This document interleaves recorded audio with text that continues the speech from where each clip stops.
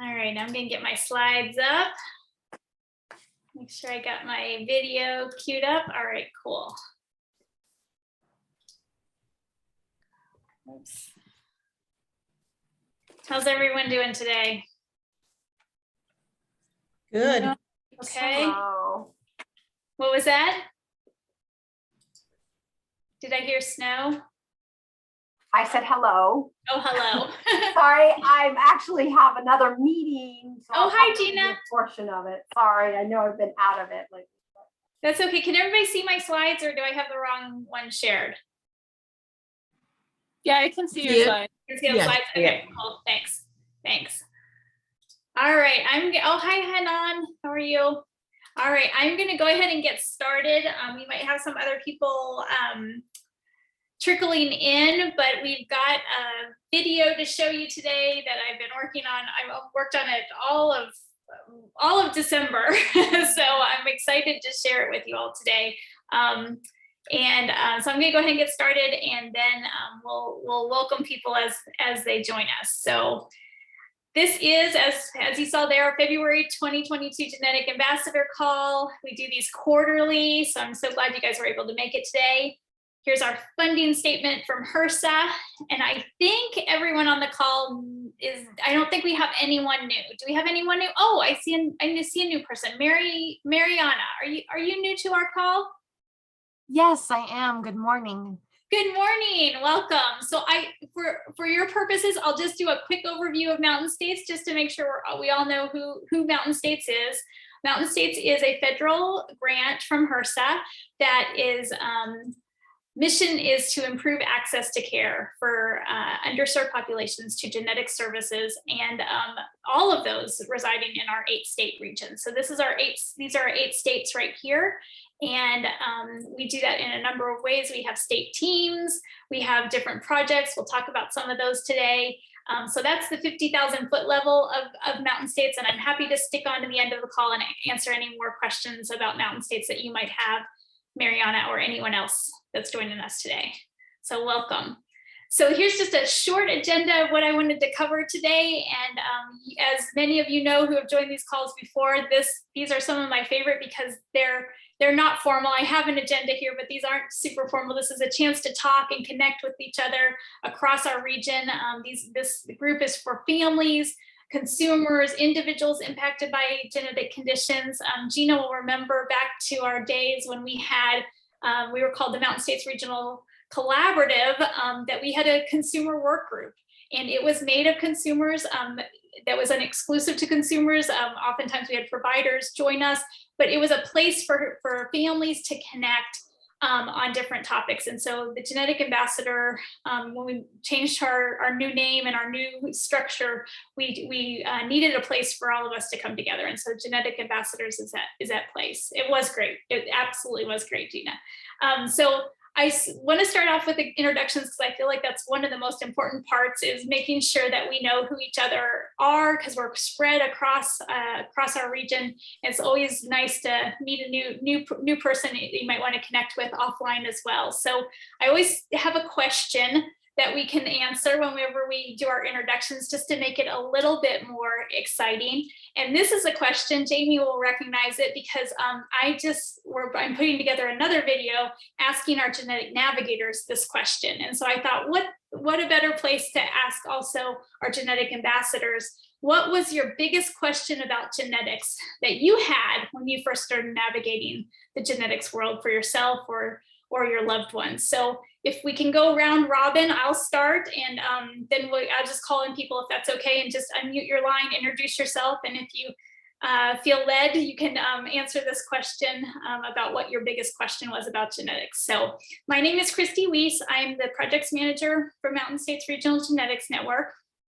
And I came to this work as a family member, consumer member through my daughter's journey. And the biggest question I had whenever we started navigating genetics, and I still have today, is the interaction between the environment and genes and genetics, and how those two interplay. And it still fascinates me every day when I read about different interactions of how our world around us I always say we can't always look at genes in a jar. We can't put genes just in a jar and say it's only about a gene, because we live in a dynamic environment. So my background's chemistry, so I think that's a little bit of my science brain kicking in and wondering about this interplay between genes and our environment. So with that, I will just call in the next person here on my list. Gina, do you mind? We have two Ginas. Gina Z, would you like to introduce yourself?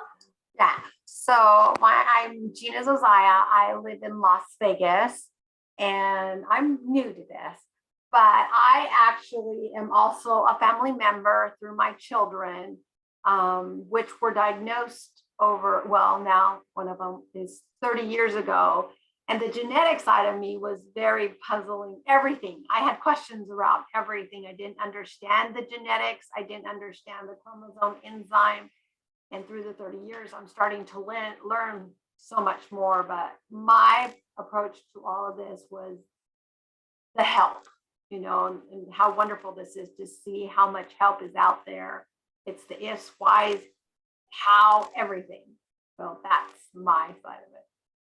I relate to your having many questions, because I don't think we all just have one question. We have probably thousands and thousands of questions. So thank you for your honesty. All right, next I have on the list, Jamie. Jamie, do you want to introduce yourself? Sure. So my answer is that going into genetics, I didn't really have a question because I already had worked with a large number of the genetics disorders that were known at the time. But I do agree with like Christy and I guess it was Gina that, I have questions that I try to find information and answers for, like, what can we do for what can I do for my children to help their body, combat the environmental effects. So I'm a member of the Colorado State Team MSRGN, and I'm also the Colorado's genetic navigator. So, but as far as like the big question that I had going into it, I didn't really have one. And I didn't think that they'd really find anything at the time because there wasn't whole exome and whole genome sequencing at the time when we first went into it. So thanks, Jamie. Yep. And tune in for our pop-ups to hear more about our genetic navigators questions, because we're working on a video to release it though. So next I have Debbie Bridge. Debbie, do you want to introduce yourself? Sure. I'm going to unmute myself as well. Yeah. Hello, everyone. I'm Debbie Bridge, and I'm part of the Texas team. And my son was born with autism. So genetics for me was very confusing, and it's still confusing. I'm like Christy. I want to know how the environment as well as our foods that we intake affect few people one way and doesn't affect others in another. So yes, that was my question and it's still ongoing. So good morning or good afternoon, everybody. Thanks for being here, Debbie. Great question. Thank you for having me. Thank you. And next I have on my list, Gina P. Gina, do you wanna introduce yourself? Hi, I'm Gina Polameni, and I guess my biggest question still to this day is, how do you make it in such layman's terms that a mom, even after 30-something years in dealing with genetics, still doesn't understand a lot of the things? It's just, I think, overwhelming. So I'm the mom of 5 children, 2 of which had a very rare recessive genetic disorder that was unfortunately terminal. And then I have 2 adult children now that all of a sudden started with seizure disorders and such. So they have an unknown. So I'm still digging into it. I feel like a brand new parent again, as Christy knows. And so I guess my biggest thing is how to really give parents enough information at the level that I can take it in and then understand a little bit more. So thank you for That is- having us. That is a great question, and I'm so glad you asked it, because the video that I'm going to show today is part of a series that we envision hoping to answer some of those questions.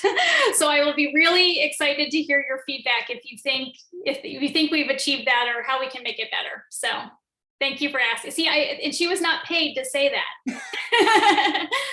But I do hear you on the challenges too, about kind of going through it all again, because I know, like, everything, I would be interested to hear your perspective on how much has changed from when your children first were going through things to now your adult children. Like, do you feel like the world of genetics has evolved quite a bit? Yes and no. I will say part of, I think, learning about it is also kind of that family-centered care, and, where you really feel like somebody's taken the time to listen and explain. Wonderful, I think, in the pediatrics world. It sucks in the adult world. I mean, everywhere I turn, and even that's with connections from doing the work as a family advocate in Utah for 30-something years, and I'm still just as frustrated. I'm sorry. But that's because they're adults, though, because I can't be mom and going in there and bulldozing. I can only help on the other end. So maybe that's the difference. Yeah. Oh, goodness. Thanks for sharing. All right, next I have on my list, Heather. Heather, good to see you. Hello, good to see everyone. I'm Heather Chichtel. I'm part of the Colorado team. And Gina, where did Gina go? Is she still there? I think I lost her. Yeah, I think There she just she turned her is. camera off. There she is. I was nodding my head when you were talking about your whole experience. So we have a POLG1 deviation in our family that contributes to mitochondrial myopathy, so mitochondrial disease.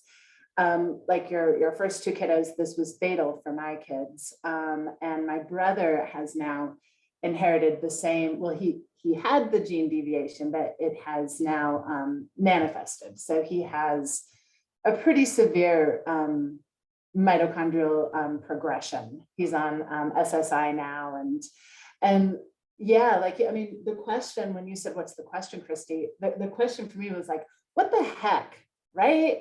How can, a family that has had generations of, of healthy babies and healthy siblings, how can this all of a sudden kind of raise its head the way that it has? And I absolutely agree with you. Navigating this with my kiddos versus watching my brother navigate this is it's night and day, and not in a good way, right? Unfortunately, we're very connected with the mitochondrial clinic here in Colorado, but if he didn't have that connection, his road would be even more challenging than what it is now. So yeah, I think that, I know Mountain States it's all around, pediatric genetics, but I think the next evolving where we really need to find a solution, I don't know if you'd ever find a solution, but where we need to make it better is with adults that are getting these onset genetic diseases. Thanks for sharing, Heather. Absolutely, and appreciate you sharing your journey and your question. What the heck? I like that question. What the heck? It's a good question. I would use another four-letter word, but we're on video. So. I was gonna say you appreciate that I won't have to do editing afterwards, right? Exactly. Thank you for that.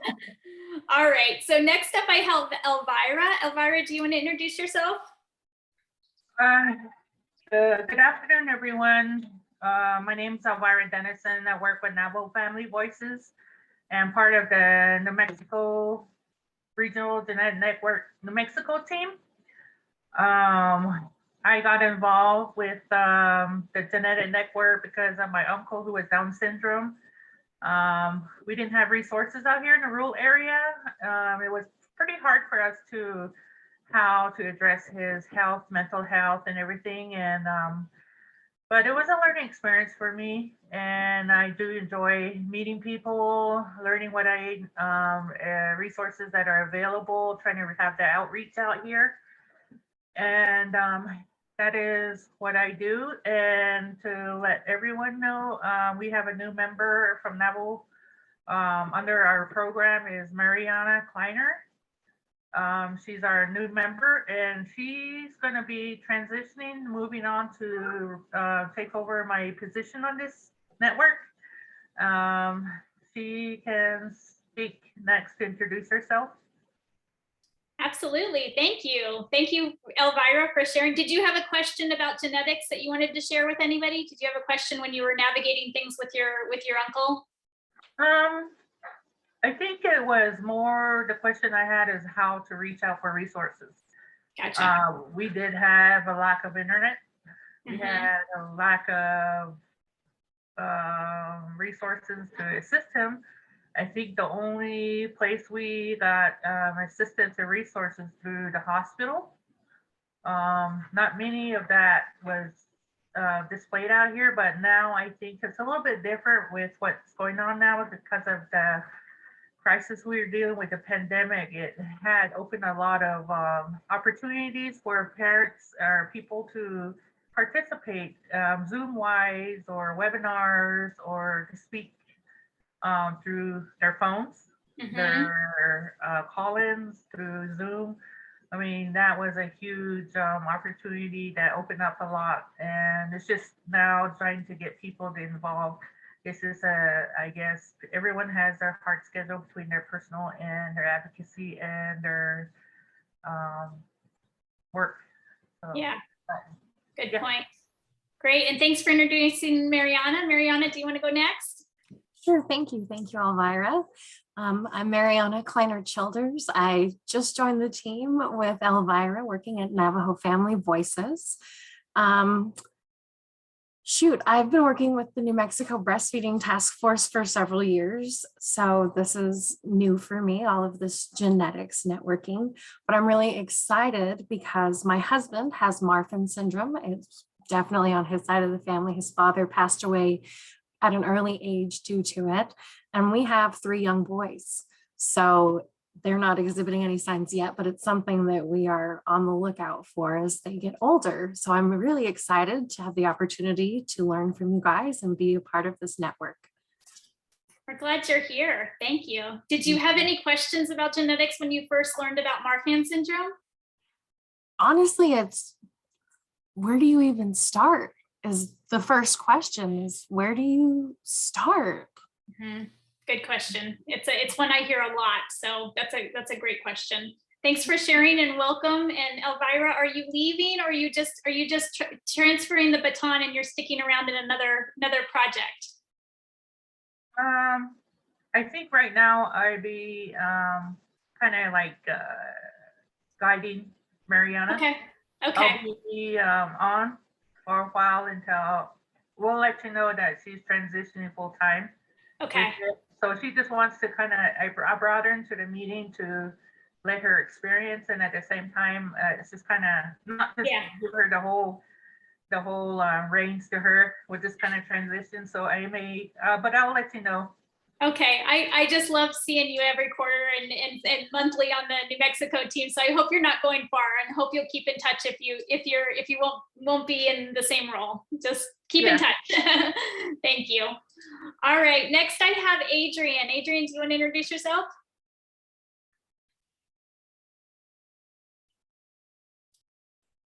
Hi, I'm Adrian. I'm from Colorado. I was an ambassador several years ago and kind of dropped away for a little bit, but I'm trying to come back and get more involved. So I signed up to be the promoter for the rare disease pop-up that we're having here. Is it next week? It's next week? Yeah.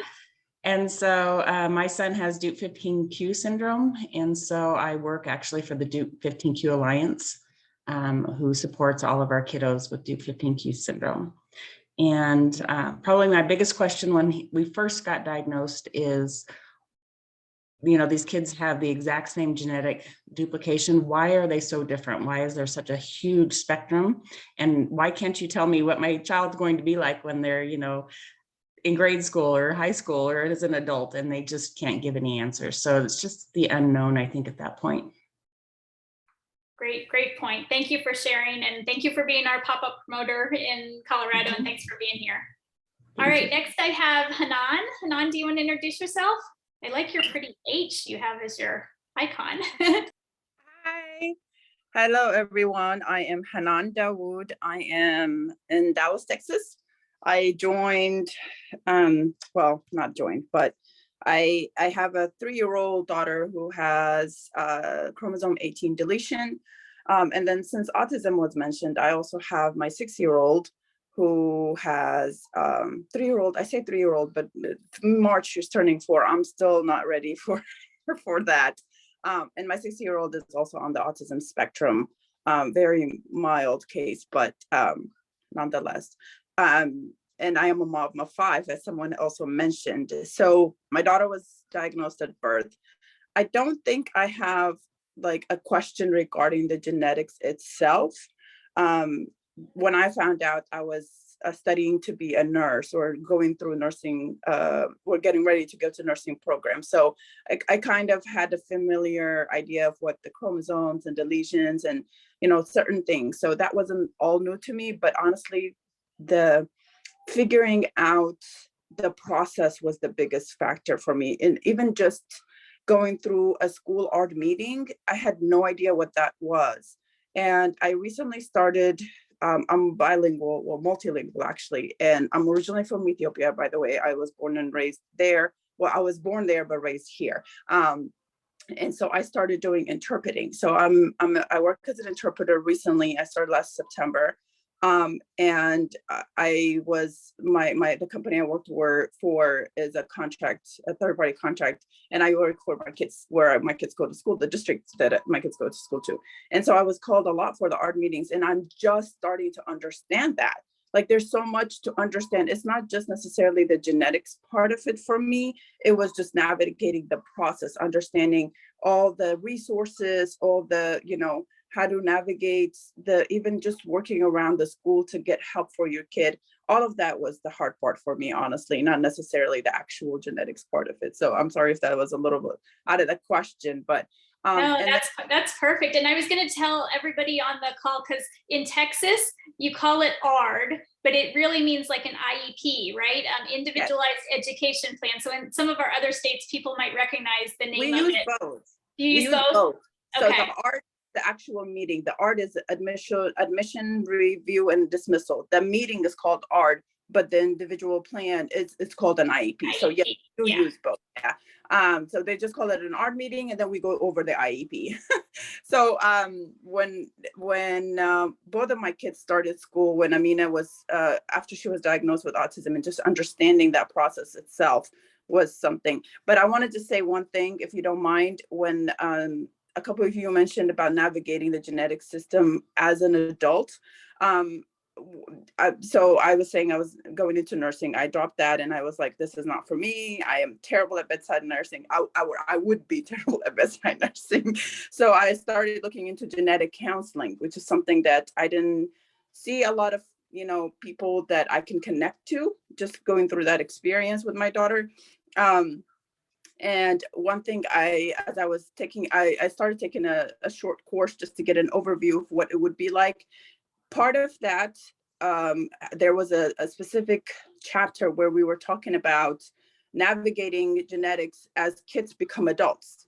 And then the actual title was like, these kids are adults now. So what now? Like, what now was the last phrase that I still stuck to my head. So it's not just moms that we're trying to figure out. I think the medical system itself is still trying to figure out, okay, these kids are going to grow up to be adults. Then what? How do we figure out, the care and all of that stuff? So I think it's not just us trying to understand. I think the system is still trying to understand it too. So I just wanted to throw that out there.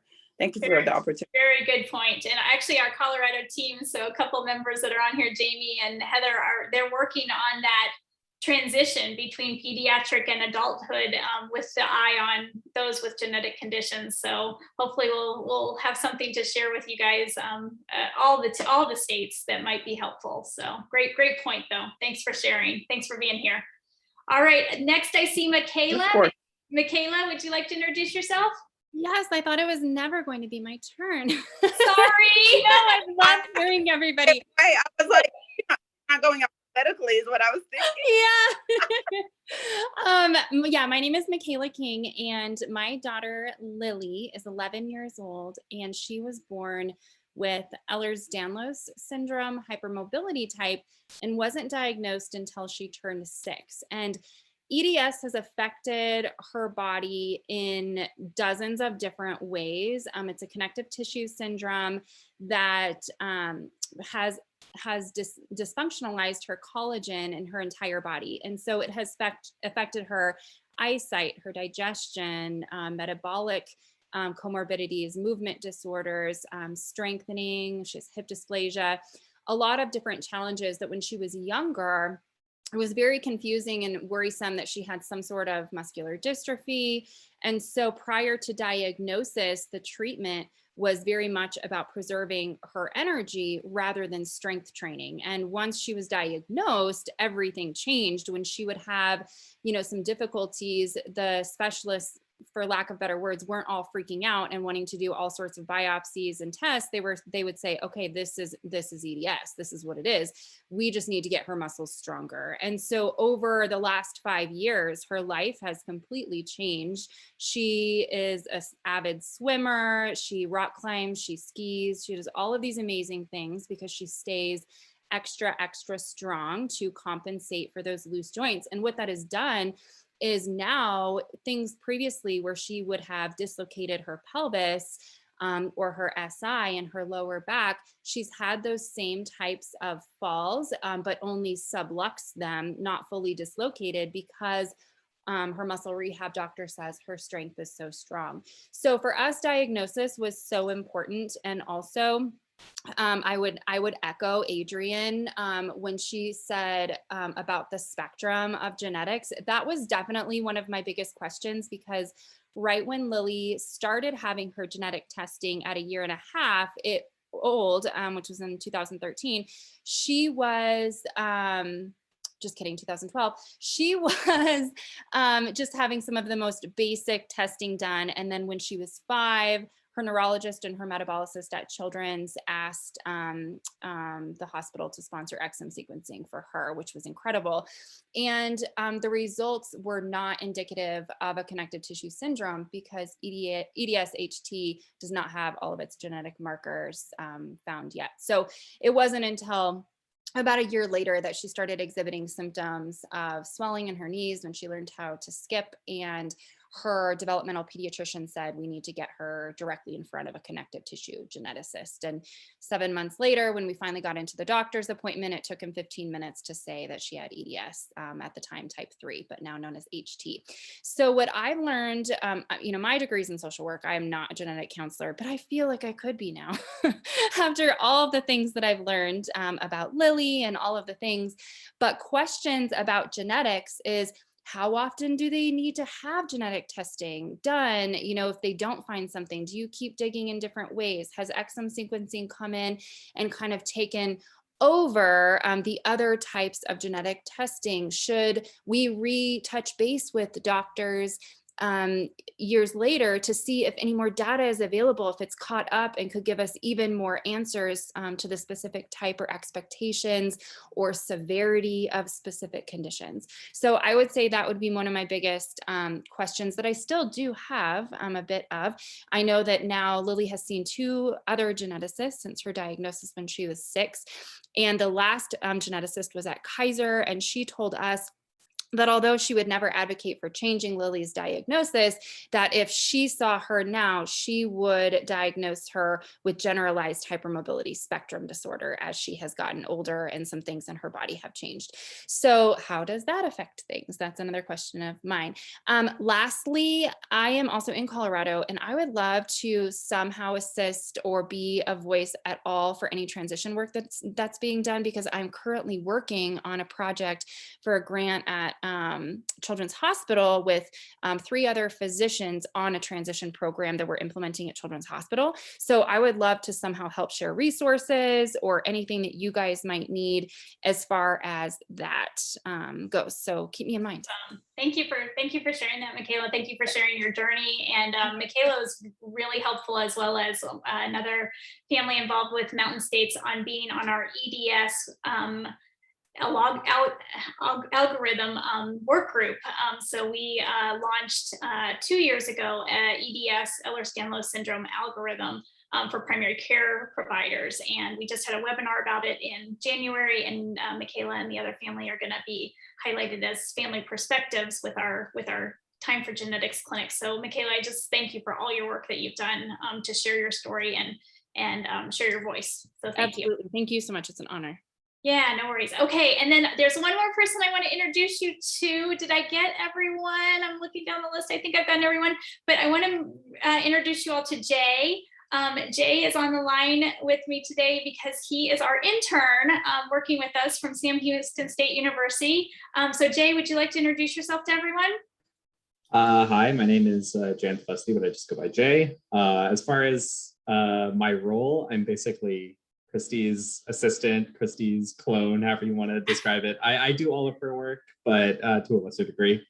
And you are the pop-up, promoter. Anything she needs help with, I'm working with her. And the big project right now is the genetics pop-ups, which I've been doing a lot for. And yeah, I'm very excited. I don't have any real direct connection to genetics disorders, but it's always something that's been interesting to me. So I'm glad to have a chance to work with you guys. And it's really cool seeing the connections people make here and how all of you guys help one another. And it's a very like community-based thing. I think it's really cool. And you want to tell everybody what you're studying? I'm studying my master's in public health right now. So I might be working with some of you guys in the future. We never know. Perfect. Thanks, Jay. And is there anybody else that I did not, I see Kathy. Kathy, did I get Kathy? Or did Kathy just join? Yeah, I'm here. Hey there, do you want to introduce yourself? Sure. I am Kathy Salazar. I work for Parents Reaching Out in Albuquerque, New Mexico. I coordinate our Family to Family Healthcare Information Center for New Mexico, our Family Voices affiliate, and our Families as Faculty program with the University of New Mexico Medical School, and work with Christy on the MSRGN network. On the New Mexico State team, right?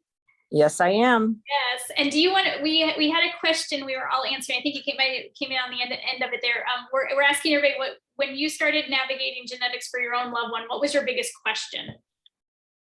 Do you have a question that you can still have the question today? It can be an unanswered question. So navigating genetics has been incredibly difficult personally for my kids, trying to find answers and reasons, but also not having but one provider in New Mexico, and now having to try to get providers, get assigned to a provider in Colorado. And that process was very difficult just because of the information that was needed from our hospital. So yeah, it's just navigating genetics as someone who knows how to get through the doors is incredibly difficult, much less being a family who doesn't have all access to all the resources that I do. So yeah, I mean, how do we make this easier for families? Yeah, they're not connected. Yeah, thank you for sharing your story. I know you've shared some of those challenges personally with me, so I appreciate you sharing it with the group, because I think that's why we're all here. Is we're further down on the path than someone else, and someone else is just starting on the path behind us, right? So yep, let's kick out some of the boulders and move them off the path so they don't have to climb over them. So, and Christy too, I went ahead and used our Ehlers-Danlos algorithm and checklist with our pediatrician, and my youngest daughter, who we had no answers for, absolutely came out 100% as it. Wow. But the nice thing is she had already been set up with all of the specialists that would have been needed for her, the hypermobility. disorder that she has. She has the aorta, the esophagus, the GI issues, the dislocated knees, the double jointed, I had everything. So it was really nice to have some of that information to put in the hands of our PCPs. So that's great. That's a great testimony. Thank you for sharing that. So and you might want to connect with Michaela. Michaela Yes, is one of thank the you. families And absolutely, I'm here. Yes, I'm here for you to reach out. Yeah. I'll put my email in the chat. Yeah, absolutely. Let's talk. Awesome. All right. Well, I think I've gotten everybody. Did anybody not get a chance to introduce themselves that would like to introduce themselves?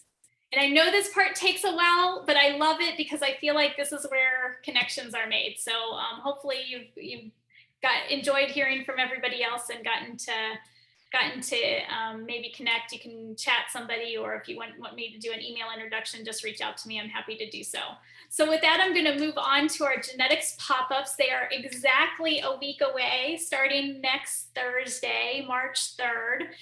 We have 3 different ones this year because we've decided to do regional pop-ups, invite everybody in the region to these 3 different pop-ups because we want to connect our genetic navigators with our pop-ups this year. Our genetic navigator program is new. As Jamie said, she's the navigator for Utah. We have 7 other individuals that are navigators for all of one for each state. And we really want to connect our genetics pop-ups, which has traditionally been our outreach program to families, being out in our communities and answering questions. And before COVID, they were in person, and now they're virtual for the time being. But now we want to connect that with our genetic navigator program because now we have someone to connect those families to if they have further questions. So we've done an evening one.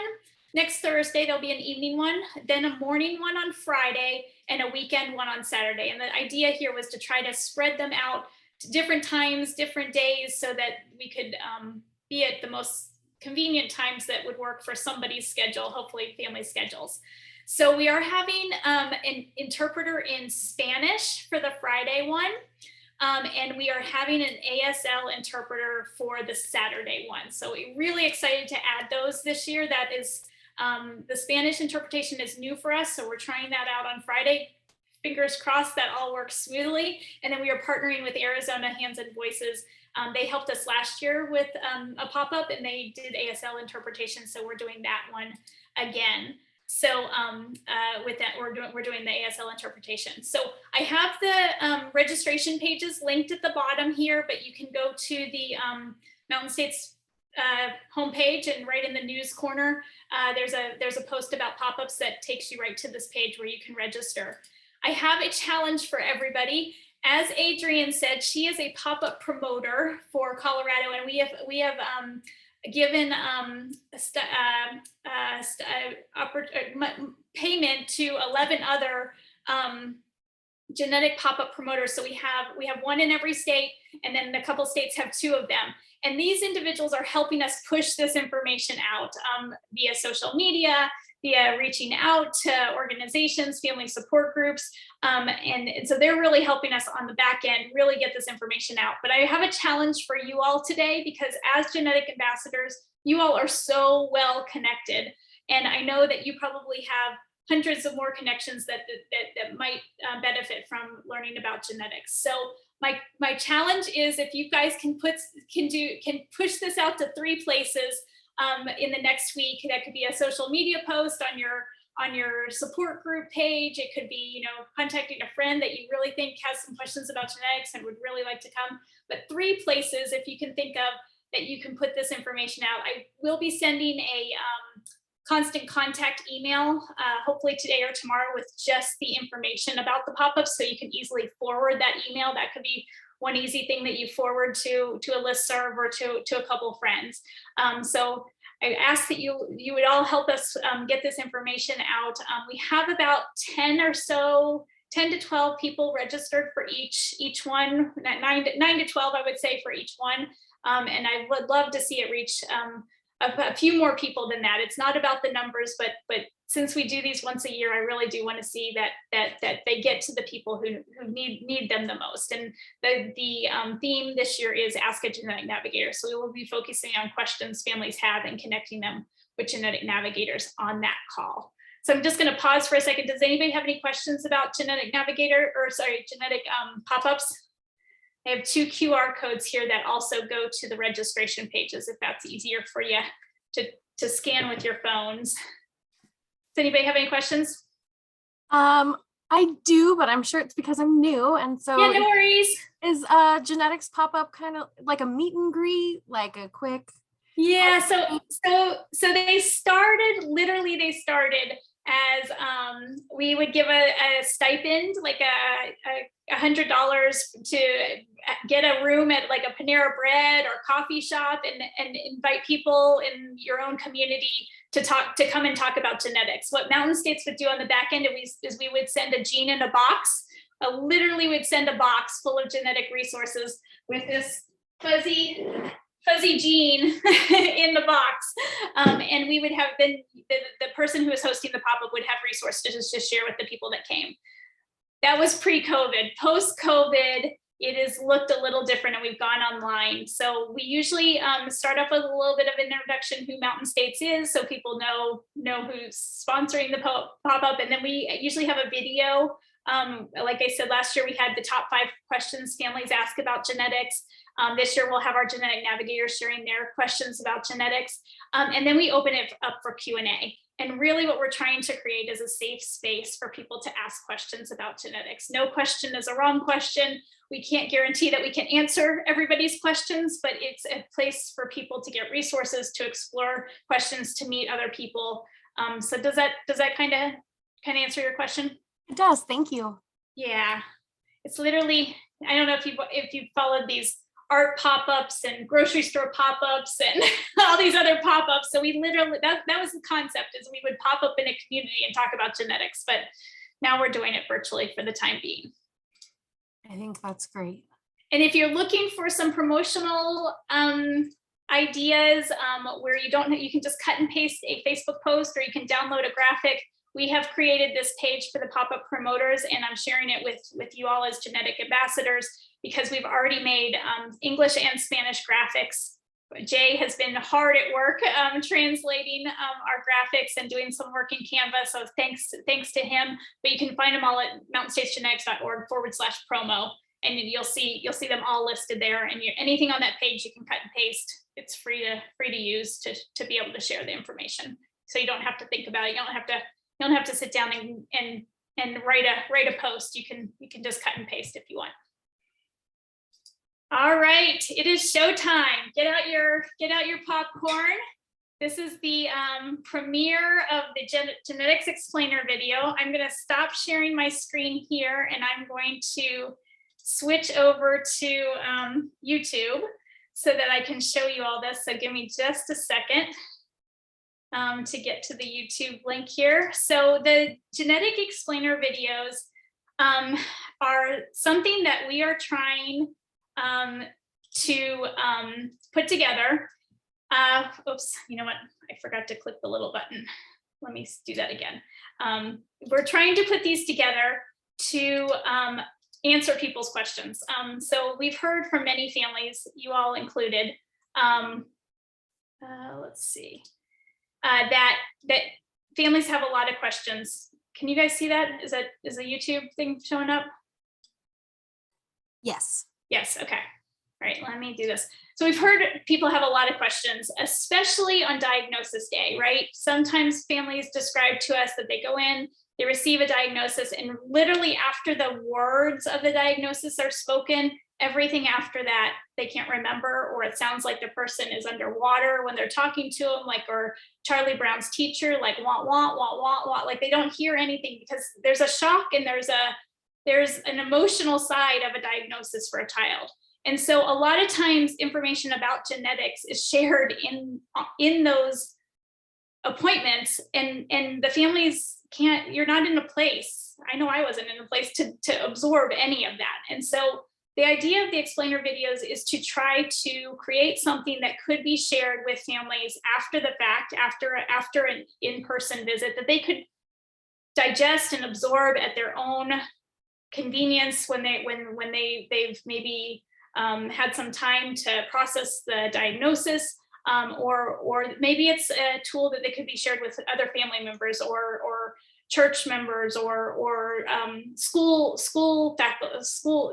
teachers and things like that. So we did a survey last spring and asked our genetic professionals in our region, what are the terminology or terms or genetic concepts that they are explaining over and over and over and over again? Meaning, what are the things that they would like to, are you all still there? Still here. Okay, sorry, my Zoom came up and said log in. So I was like, oh no, am I talking to an empty room? The terms that came up in that survey, we were asking them what do they describe over and over and over to families, because those would be the things that we thought would be things that families might want to refer to something later. So surprisingly, we thought it would be gene or chromosome. Those did come up, but the top of the list was variants of uncertain significance. And so that is the video I'm going to show you today. And this is the question that most genetics professionals in our region said they are answering the most and they would love a video resource for. So I'm going to play this. I'm going to make it full. Let's see, I'm going to start playing. Can everybody hear that?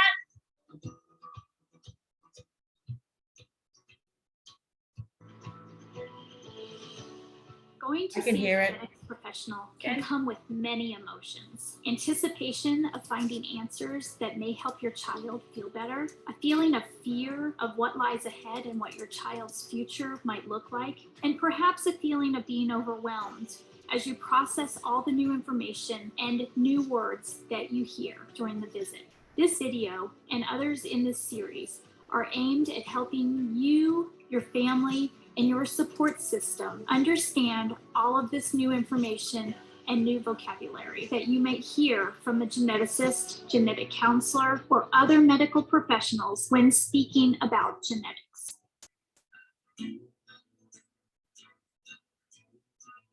Sometimes mutations or spelling errors occur in your DNA. This can sometimes change the meaning of the DNA, which can affect your body. Let's use the spelling of cat to help us understand how these errors work. Normally, this animal's name is spelled C-A-T. Sometimes a person might spell it K-A-T. Although spelling it with a K is technically wrong, you can still tell that they are referring to a cat. In genetics, sometimes the strand of DNA is also misspelled, but like this example, the meaning doesn't change. This is benign, which means that the spelling error is not harmful and will not cause a genetic disorder. Other times, someone might spell cat as R-A-T. This time, the meaning of the word has changed. Instead of referring to a cat, it refers to a rat. This can cause a problem if the person wants to refer to a cat. This can also happen with DNA, where the spelling error completely changes the meaning. This can be pathogenic, which means that this spelling error can cause a genetic disorder. Other times, the spelling errors are not so understandable. If cat is spelled C-R-T or C-E-T or C-I-T, it is unclear what the person spelling the word is referring to. This can happen in genetics. Sometimes geneticists don't know how a spelling error can affect the meaning of your DNA, and therefore, if it causes genetic disorders or not. These spelling errors are called variants of uncertain significance. After some studies are done, scientists may know more about certain variants. For example, scientists may decide that CET most likely means cat. In DNA, this means that the variant is likely benign or likely to not cause disease. Other variants might be reclassified as likely pathogenic. For example, scientists might decide that CIT is not likely to refer to a cat. This means that the variant is likely to cause a genetic disorder. What does that mean for my diagnosis? If you get a test result back that says you have a variant of uncertain significance, That means the doctors don't know yet if your spelling error causes a specific genetic diagnosis. This doesn't mean you have a disease, but it also doesn't mean that you are fine. Doctors simply don't know. Doctors will use family history and symptoms to address your current medical concerns. In the future, doctors may know more about your variant.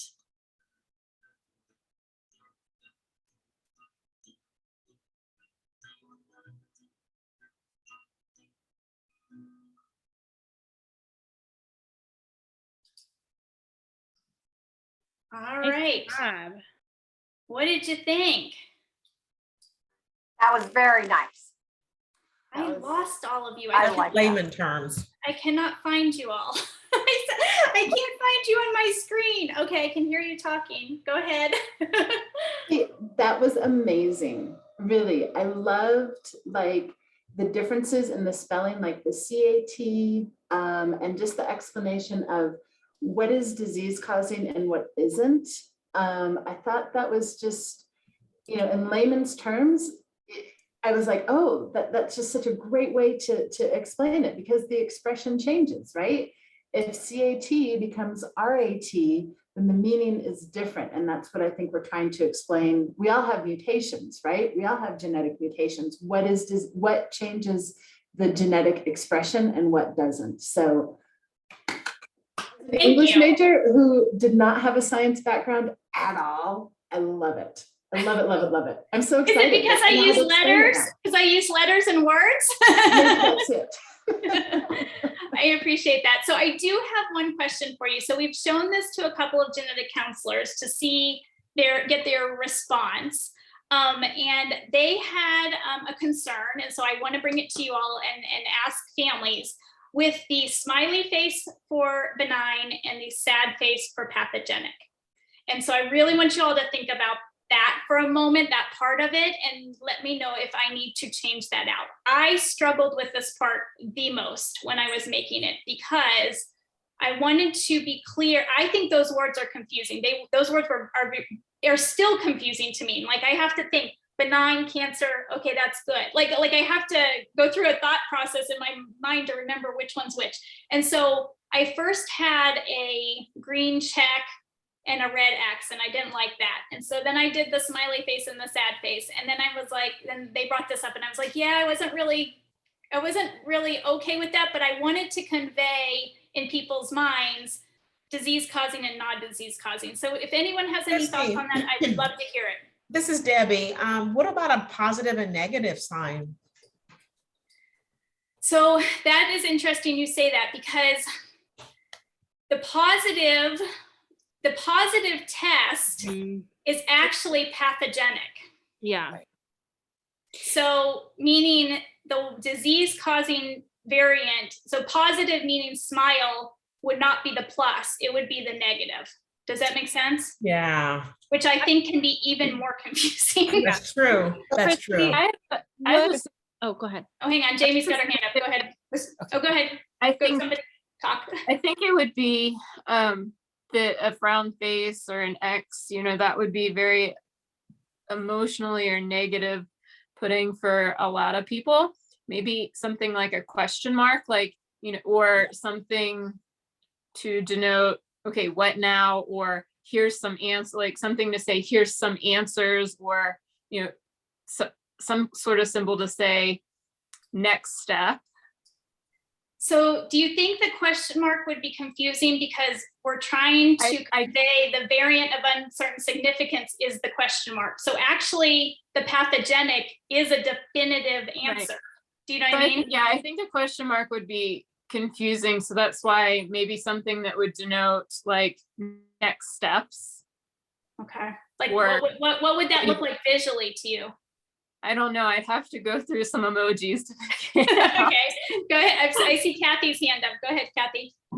So I have a child with that type of a diagnosis where we know she has something, but we don't know how much it's affecting, but there's huge complexities in it.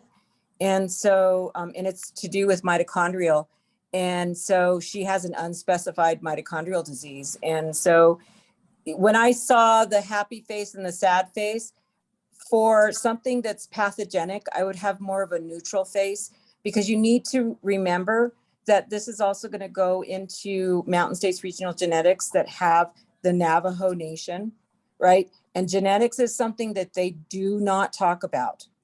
And so if you want this to be something that would be seen, you know, with them and Josie and her team with Navajo We Family have Voice. we have Elvira and Oh, Mariana Elvira's on here.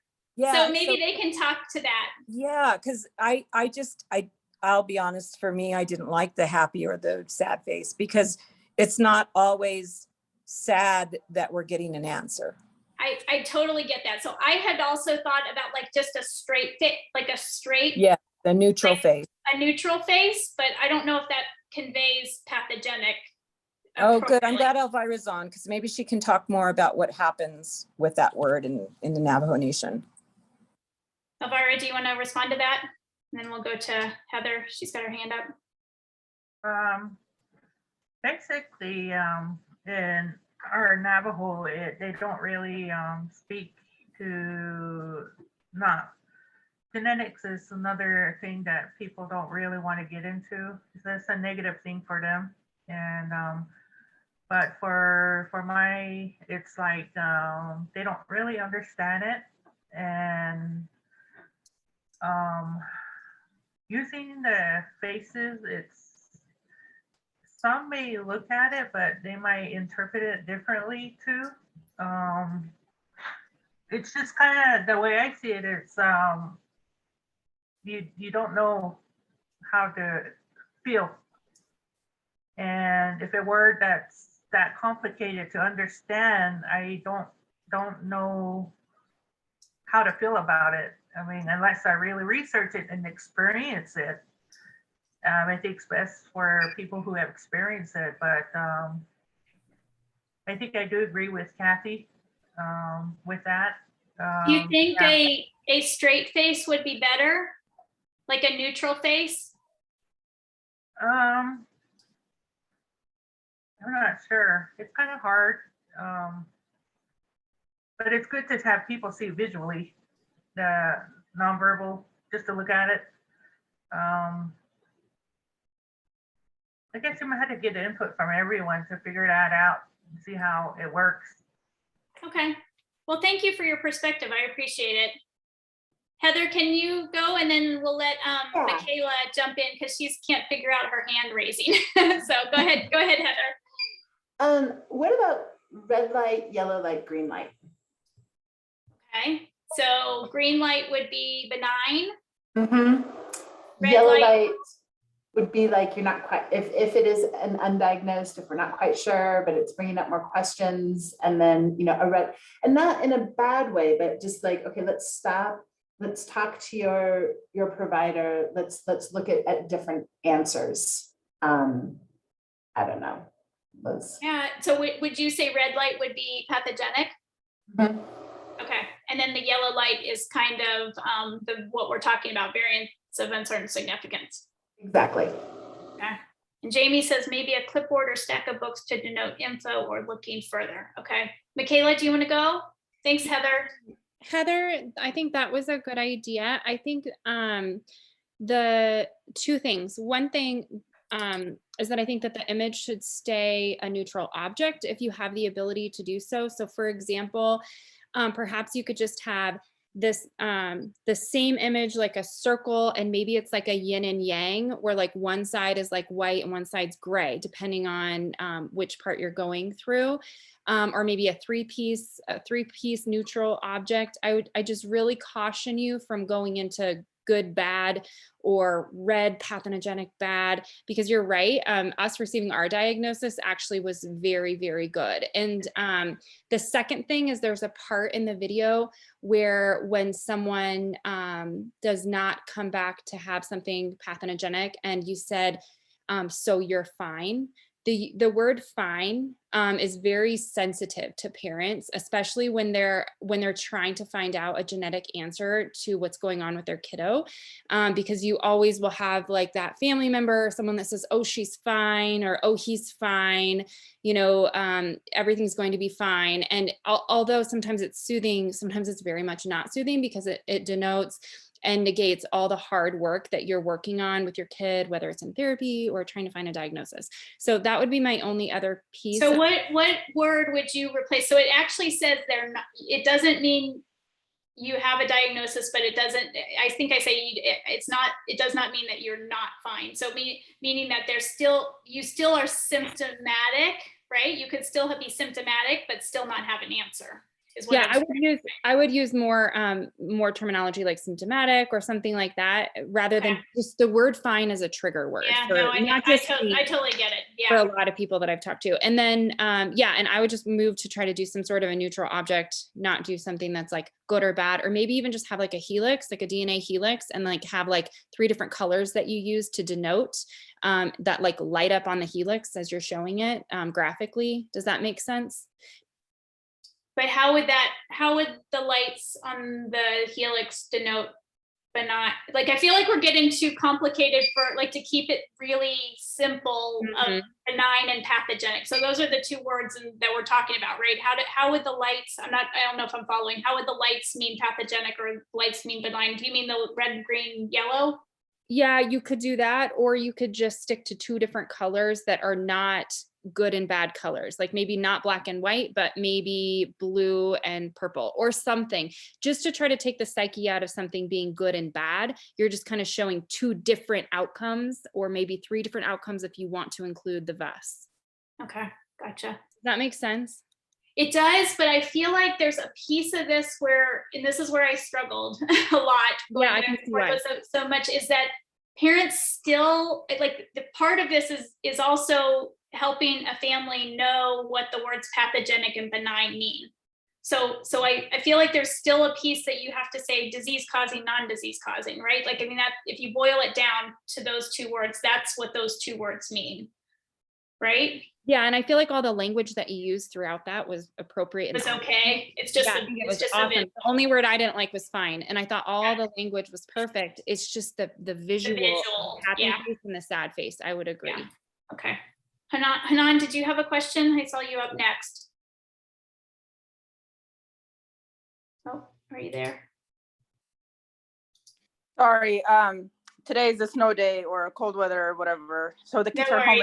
It got loud for a second, so I had to lower my hand just in case, like, when you called, I couldn't speak. But I was thinking more of what Jamie was saying about, you know, like with questions. And I thought, you know, the face is fine for me. I was just thinking maybe having like a thought bubble with a question mark, like approach as in, like, you know, there's still more questions maybe down the line, because it eventually doesn't stop there. So maybe like a thought bubble with a question mark to kind of indicate, you know, it doesn't end there, but there's still more questions down the line. I don't know if that makes sense. Yeah, no, it does. Yeah, it does make sense. It's kind of makes sense more even in the context, I think, of the whole video than just that one part with the happy face, sad face, because the whole video is about variants of uncertain significance, which is a question and a thought bubble, right? Like that's what we're trying to convey. Yeah. Is this is an uncertainty in the genetics world that we don't have all the answers for. So that's the only thing I can come up with. Yeah. Okay. Thank you. That was helpful. Kathy, do you have another comment? I see your hand up. Yeah, I just, you know, when you get this type of diagnosis, which we did for my 17-year-old, which we had been trying to figure out since she was a month old, it took, you know, when you get the full array genetics testing done, the exome testing done, but my kiddo's adopted, so it makes it even harder to figure out what those genetics mean. And even though she had 5 mitochondrial deletions, it took 2 years before the geneticist and many hospitalizations and being very symptomatic that he goes, oh yeah, that's what's making her sick. And, you know, and so for us as a family, we were feeling like why is this happening? You know, why is she continuing to get sicker and sicker? And the interventions that were happening were leading all back to mitochondrial. But because he thought that 5 deletions wouldn't cause disease, you know, it became an issue. So when I think about this video, which I like very, very much, I think, you know, staying as simple as possible. But, you know, even when it's, you know, the possibility of having disease is more neutral than sad face, because, okay, is it going to answer our question when you have this type of diagnosis? Like, yeah, you're symptomatic, but, you know, and so it does make it hard for families to, you know, understand what that means. So I agree with what everyone else is saying. I think a sad face for pathogenic is really not where we want to go. Okay. I consider a neutral face more Appropriate. Yeah. Okay. All right. And Mariana has in here, what about traffic signs? One way for benign, roundabout for VUS, turning lane for pathogenic. So that's another. I will go back to the icon library and see what I can dredge up. I might email you all if I have a couple options and have to decide between 2 or 3 of them. I need to take this back to the management team as well, because like I said, we're kind of trying to gather professional, their comfortableness, because we want them to share it with families, right? So they have to be comfortable with it, and family perspective so that families are okay with it. So trying to just make some edits, and it sounds like this part though, I know I brought it to your guys' attention, but it sounds like this part does need some editing. So I appreciate the feedback. Did I miss any other comments that anybody wants to share? I know we've gone a little bit over, and I do apologize, but does anyone want to chime in? I'm happy to stick on the call for a few minutes longer if anybody wants to discuss any other parts of it that need editing, or any other thoughts. I have something not related to the video. Okay, go ahead.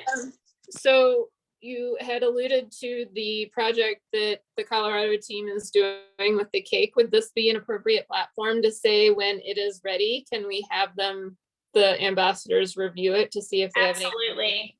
Yeah, I think it would be a great place for a review for sure, Jamie. Yeah. And do you want to connect with Michaela, or should I connect her with Erica and Brittany, or what do you think?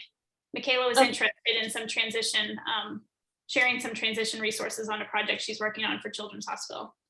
With me, it would be good, because I'm the one putting the stuff on the Okay. page. So it would be easier just to send it to me than have to go through other people. Okay, I'll copy them on it and connect you guys via email. All right, and I've got a request. Will you send me the link to the video in your email too, please? So I will not be releasing this version in email because it's not finalized, it's not approved by HRSA. So I can't share this link, unfortunately, because it's not ready for prime time. It's not ready to be out there and shared. But once we make the edits and finalize it, and HRSA has approved it, then I will be able to share it, and I will come back to you all and ask for you to help spread the word. Our ideal situation is that it gets shared with families in a casual way, but our ideal situation is that it's shared from the clinics as well for families getting diagnosis, especially if they're getting a variant of uncertain significance report given back to them, that it would be coupled with, followed up in an email or somehow distributed maybe on the clinic's website, that they would link back to it, so that those families who are truly in the moment are getting that information. Gina, do you have any thoughts? Gina's? I haven't heard from the Ginas. Do you guys have any thoughts on it? I really enjoyed it, but like I said, I agree with the facial having some change. I just was trying to look through emojis, but I couldn't find anything that but all the ideals were very well. Do you see why it took me a long time to do this? It's like you question, like when so I did the voiceover and the animation and the script and all that. And so it's a long process, but just trying to pick the right thing on the screen is tough. So It I was appreciate very well done. I appreciate all your feedback and all you guys are great movie critics. Love it, but don't have any suggestions for visuals. Okay, thanks, Gina. Appreciate your feedback. And Christy, shout out to you for this amazing work. I mean, who knew you were such a, cinematographer, I guess. I don't know if the right category. I'm Walt Disney in training, right? I'm Walt Disney that's in the training. right category for your Oscar award, but I will say that was really great. I didn't know you did everything. I mean, you just said you did, so I was like, oh wow, that's amazing. So kudos to you. I gotta say that. Do you think they have an Oscar category for genetic explainer videos? I think maybe we should start one. I'm telling you, we should start one. This was, I mean, it was really great in sense for someone who didn't have, any genetic terms, that would have been perfect. So I thought that was great. And the sound effect of the cat, did I put it in too much? Do I need to cut a couple of the meows, or was that okay? I love the meows. You love the meows and the little nibbling of the rat. That was a sound effect too. All right. Well, I appreciate you all so much. So we did get gene and chromosome back in the survey. They just came down lower than this one came. This one floated to the top. So I will be working. We were going to do them separately, but I have tried. I tried over December to work on this, and I'm like, I don't think you can explain a gene without explaining a chromosome, and vice versa, and DNA. So we're going to combine the gene chromosome one, and that's going to be the next one we'll be working on. So stay tuned for that. Will probably not be till fall or spring of the next grant year. So this one, our goal is to get this one finalized and out before May 31st. So that's our timeline goal. So thank you all for all your help. Thank you for coming to the premiere, and please share pop up with 3 places. I'll follow up with an email with that promo link so you guys can just cut and paste some of the stuff. awesome. I appreciate you all being here. That was fun talking to you. Thank Hey, you. Christy, Bye. Bye. The call after this, or stay on. I have another MSRGN question. Yeah, hang on just a second. Let me stop the recording. Okay, Jamie?